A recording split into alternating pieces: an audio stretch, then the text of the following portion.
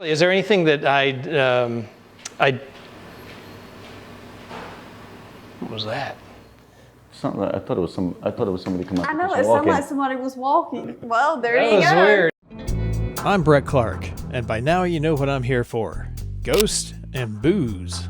That's why I made it a point to visit bars, pubs, eateries, and distilleries to learn about their history. Some even say, haunted history. These are stories and experiences from the staff and owners themselves, maybe even told over a drink or two, or four. This is Haunt Hops.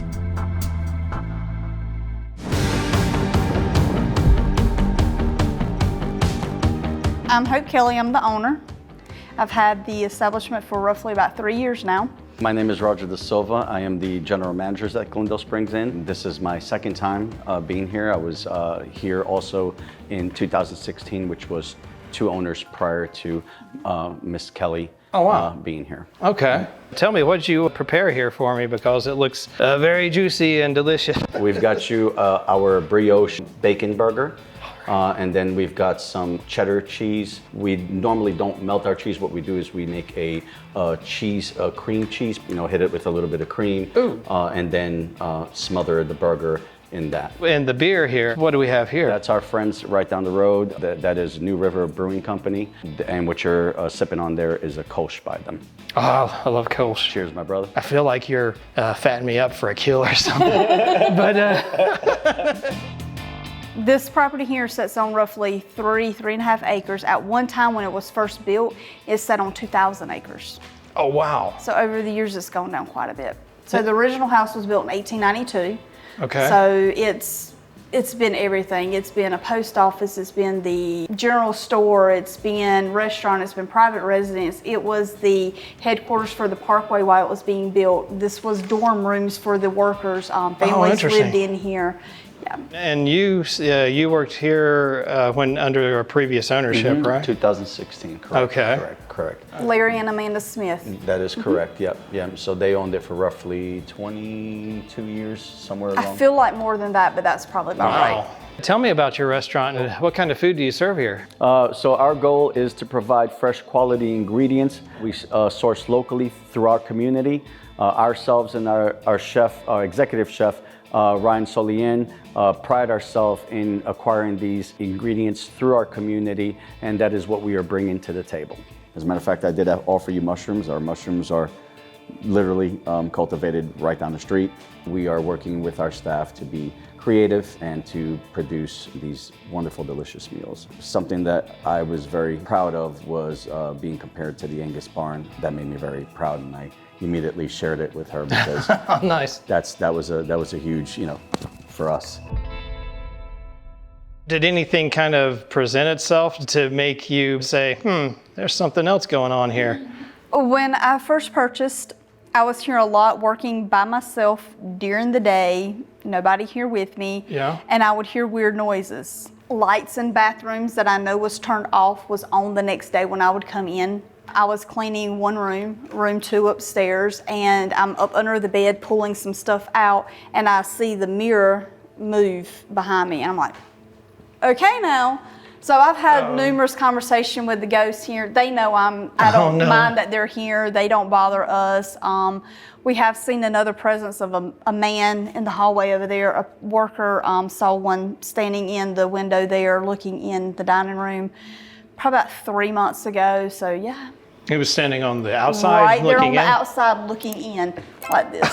Oh, really? Yep. She described him the same one I seen in the hallway over there. What's your experience been like here? My personal experience has been more of chills, like something's grabbing me from behind, and it's mainly normally when you're going up the stairs or in the hallways. A coworker of mine and myself a few weeks ago were in the laundry room. We had one guest here. They had some age to them, I would say probably in their 70s, and so we were in the laundry room and we heard running down the hallway. Oh, get out. I really doubt that That was these two people were running down the hallway. I've also heard of the glass in the bar because that bar's been there. It was here in 2016, so it was same stories with past employees that worked here, which was glasses falling off of the shelves and stuff like that. We, at the time, obviously we always tried to find a reason for it. Yeah. So of course it was like, oh, maybe there's a slant or something like that. I can see that. Yeah. I can see Which that. the builders who built those racks and everything, you would think that they would take that into consideration. Yeah. So I've heard bouncing balls. I have a 2-year-old, so he'll be in here playing and he'll roll a ball and say like it stops right here in the floor. Well, a second or two later, it rolls back to him. How'd your child react? He just looks up at me and rolls the ball back. I mean, Nice. kids are innocent at that age. Yeah, so I mean, they to don't him, understand. it's just another little kid that he's playing with. So yeah, he has tendencies to stay in certain areas longer than he will others, playing with certain toys and stuff in certain areas. His Interesting. favorite place, as soon as he comes in, is he goes to the stairwell over here, and that's where he wants to sit and play. Oh, no kidding. So that's why I keep all of his toys over there now. Never had issues with this staircase. That's the staircase I always have issues with or feelings with.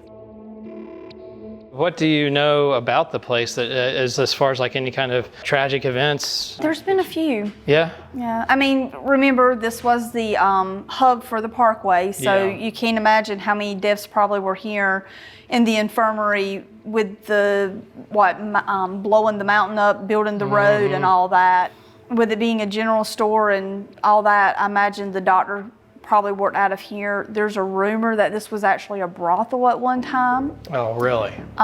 There was a baby supposedly that was murdered right after its birth, and then the mom disappeared. They don't know if she committed suicide or ran away or what.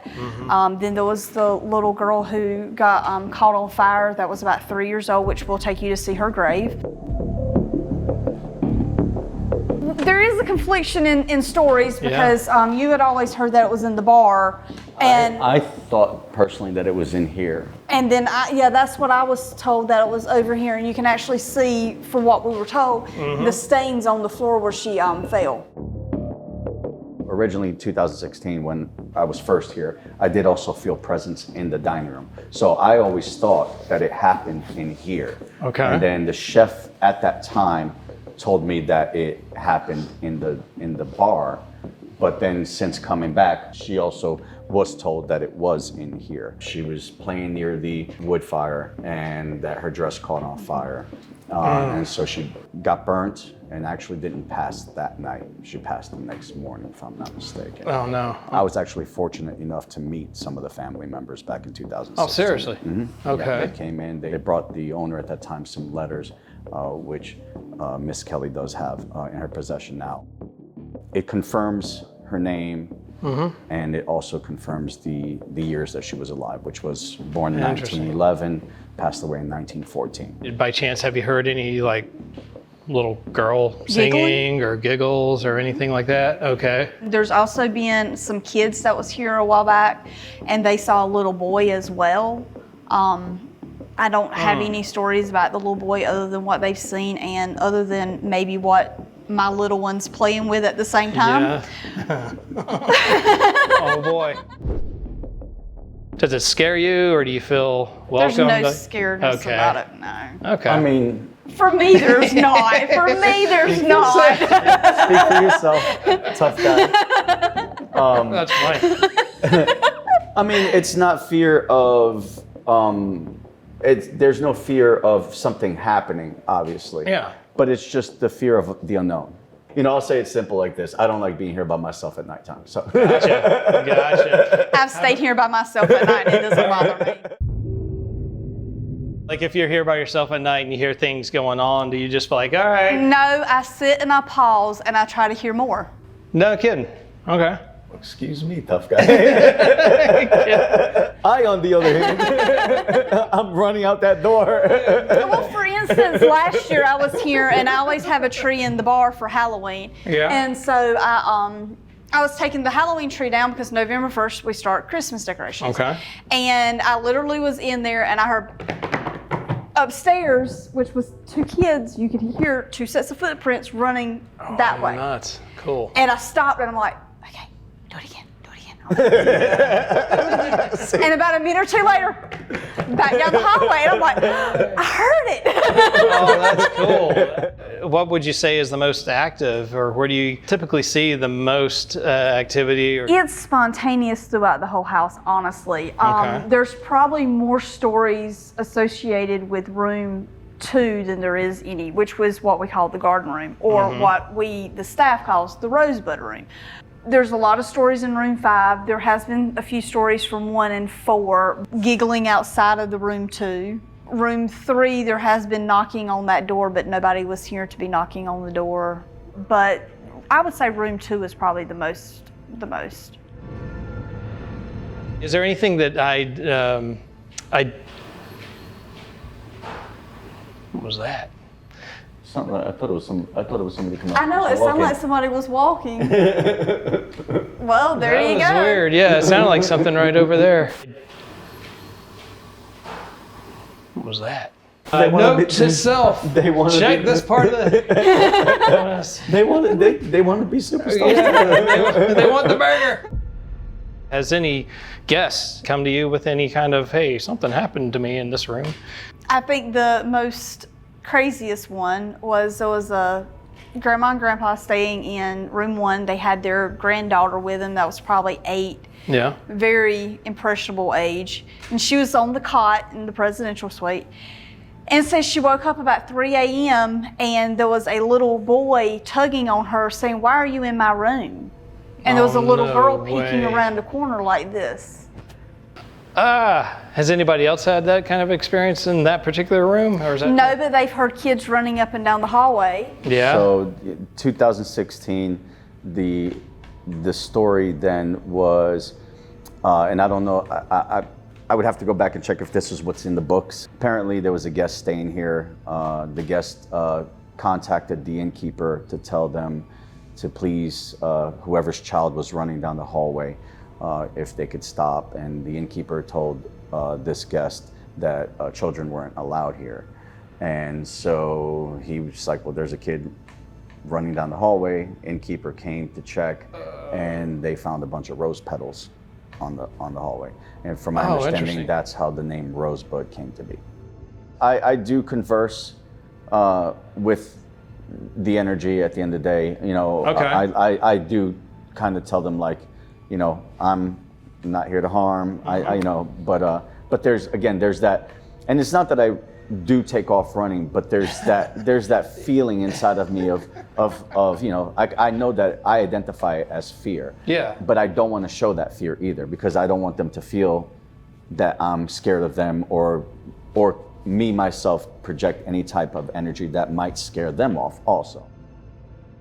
As soon as I started coming in and working and getting the house back up, I had rubbing the walls and talking to the walls and like, oh my God, I wish you could just tell me your history. And then things just started going from there. So yeah, they know that all we're trying to do is bring this place back to its former glory and just represent them the best we can. So she's actually got a story. Which one? Yeah, right. It was actually recent.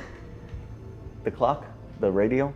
Oh, yeah. So we had some guests 2 weeks ago now, maybe 3. Yep. And I went upstairs. Our housekeeper had already been up there that morning. She heard something weird coming out of this room. And so we hear this weird noise, and I'm literally upstairs and right back downstairs. I'm like, there's the weirdest noise in the hallway. So all of us goes upstairs, and it's off when we go upstairs. Oh, get out. Cannot figure out what it is in this room. So like 2 days later, I'm back here, we're working and doing stuff. I'm actually here by myself at that time, and a friend comes in, and I'm like, what is that noise? So we go upstairs.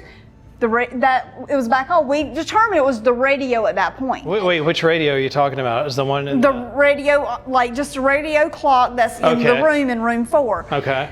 So we turned the alarm off. So now at that time it's only shh. Oh, nice. Okay. So we leave, we go to town, we pick up some stuff, we pick lunch up, we're coming back. And at that time my friend is on the phone in the kitchen, and I'm sitting over here by where the fireplace we think was at, and I'm like, God, that's a loud motorcycle out there. So I get up and I'm like, there's no motorcycle out there. I go upstairs, and at this point, it's not playing the shh anymore. It's full on music coming out of the radio. Yeah, she called me immediately and she told me about it, and I was like, all right, unplug it, because if that thing comes back on, then we know for sure. And she did unplug it. Yeah. Oh, that's crazy. I heard that you had some experiences with the intercoms, the built-in intercom speakers. Yes, they will come on randomly at random times. Oh, nuts. You can hear full-on conversations, and there's nobody in the building to be having a conversation.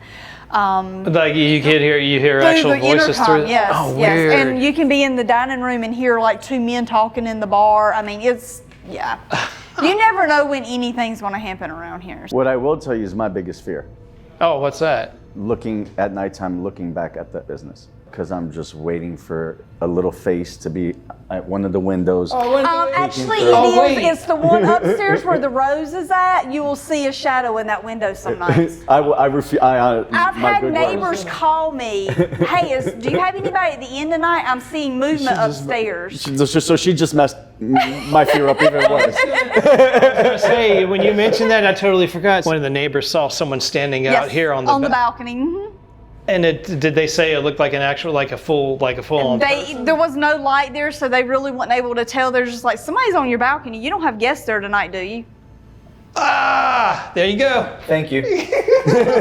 We were out there the other day. We were talking, and I told her, I was like, Jennifer, I'm going to be honest with you. I was like, I refuse to look up. When I leave, I refuse to look up at these windows, because I'm just waiting for a little kid's face to be looking out the window and wave at me.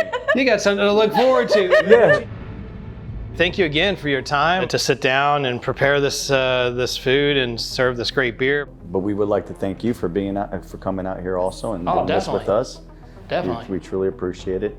It sounds like you've got quite a great historic property, but you've got a great group of entities, spirits. They're our extra employees. Okay, there you go. This was a memorable visit with some great folks here. I invite you to book a stay at the Glendale Springs Inn and Restaurant. If you do, let me know if you encounter anything mysterious. Next, I'm on the road scouting new locations for my new batch of episodes. Happy Halloween!